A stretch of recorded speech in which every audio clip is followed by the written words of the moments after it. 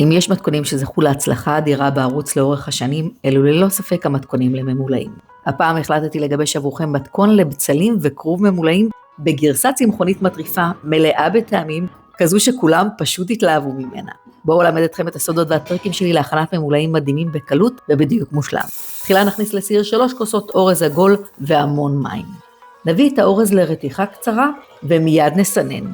המטרה היא לא לבשל את האורז, אלא רק לשחרר את העמילן שבו. הפעולה הזו תהפוך אותו לדביק, וזה הסוד שיהפוך את המילוי להרבה יותר קל ונוח. נמשיך להכנת הירקות. אני משתמשת בכרוב מגידול מיוחד, לכן הסרתי את 4 העלים הראשונים, וזה הזמן להסיר את הגזע כדי שיהיה קל יותר להפריד את העלים במהלך הבישול. נעבור לבצלים. נשתמש ב6 בצלים בגודל בינוני. נקטום את הקצוות, ונחרוץ כל בצל רק עד המרכז.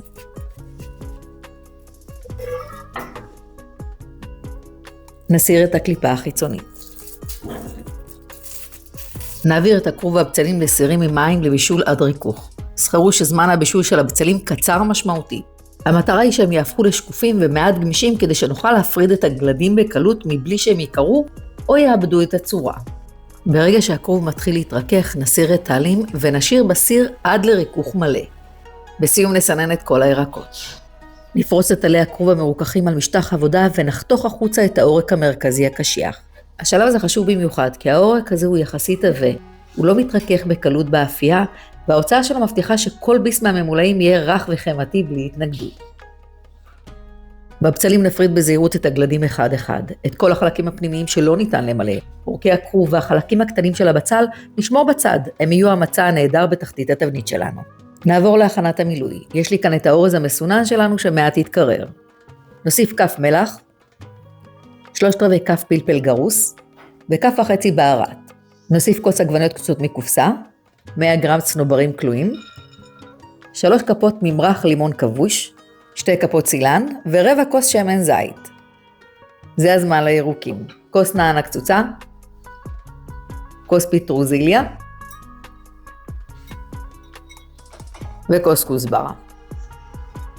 נערבב את הכל היטב. את השלב הבא למדתי מאמי שתהיה בריאה. אנחנו ניצור מעין קציצות מתערובת המילוי לפני שנתחיל למלא. זה מקל עלינו מאוד כך שנקבל הרבה מילוי מבלי לעבוד קשה עם מילוי שמתפרק. זה אפשרי רק בזכות הפעולה שעשינו לאורז בהתחלה. המעטפת שלו הפכה לדביקה מבלי להתבשל, מה שמאפשר לנו לעצב אותו בקלות ובדיוק. נתחיל למלא את הבצלים.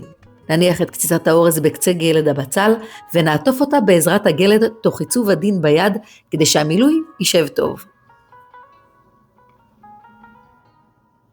נעבור לכרוב. נניח את העלה שהחלק הישר כלפינו ונניח את המילוי.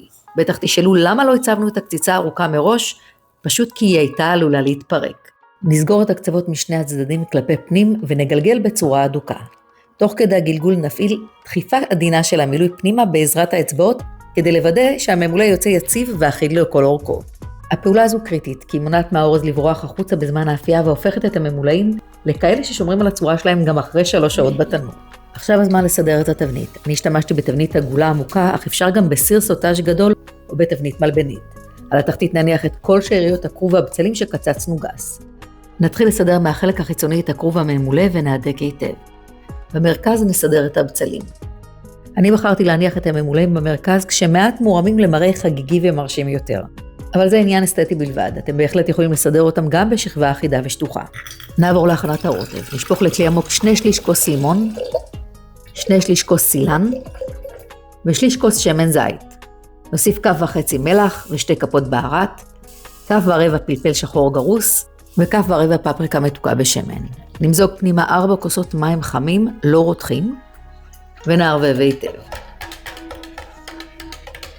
נמזוג מעל הממולאים את כל הרוטב. נכסה את התבנית ב2 ניירות אפייה רטובים. אני אוהבת להניח אותם שתי וערב. קפלו את הקצוות כלפי פנים. נסגור היטב מעל עם 2 יריות נייר כסף ונהדק היטב. נכניס לתנור שחומה מראש ל-175 מעלות בתוכנית טורבו ל3 שעות. לאחר מכן נסיר את הכיסוי, נמרח מהרוטב שנשאר על הממולאים, ונחזיר לתנור עד שהכל משכים ומתקרמל. תראו איזה מנה מטריפה שגונבת את ההצגה. יש כאן קרמול מדהים עם מילוי רך ועשיר, ויש לי הרגשה שכולם יבקשו ממכם את המתכון. שילוב מושלם של חמיצות, מתיקות ושפע ירק רענן, שפשוט נמס בפה. ברוך אתה, אדוני אלוהינו מלך העולם, בורא מיני מזונות. רוצו להכין חג שמח.